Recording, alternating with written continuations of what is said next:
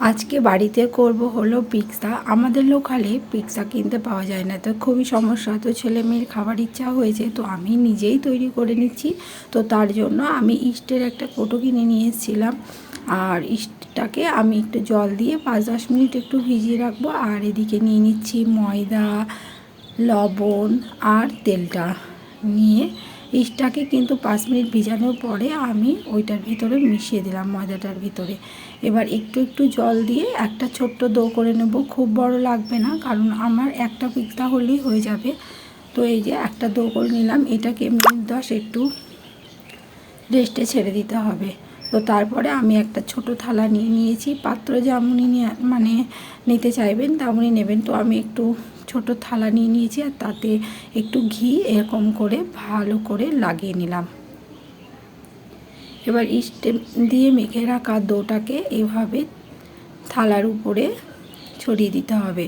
তো এরকম লম্বা করে ছড়িয়ে দিয়েছি, তারপরে একটা কাঁটা চামচ দিয়ে এরকম ফুটো ফুটো করে দিচ্ছি, যাতে ভেতরটাও ভালো করে হয়ে যায়। যেহেতু আমার কাছে মাইক্রোওভেন নেই, আমাকে এটা গ্যাসে করতে হবে, তো আমি একটু এরকম ফুটো ফুটো করে দিলাম যাতে এটা ভালোভাবে হয়ে যায়। দিয়ে দিচ্ছি একটু চিলি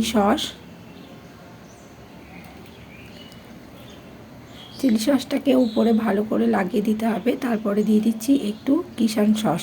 এই দুটো সসকে এটার উপরে ভালো করে লাগিয়ে দিতে হবে। চামচ দিয়ে ভালো করে না হলে আপনারা চাইলে হাত দিয়ে লাগাতে পারেন। তবে বাড়িতে আমি এই প্রথমই ট্রাই করছি, এর আগে কখনোই করিনি। তো আমি তোমাদের দাদাভাইকে বলেছিলাম বার চিজ আনতে, তো সেটা পাইনি, এই চিজটা নিয়ে এসছে। তো যাই হোক, এটা দিয়েই আমি কাজ চালিয়ে নেব।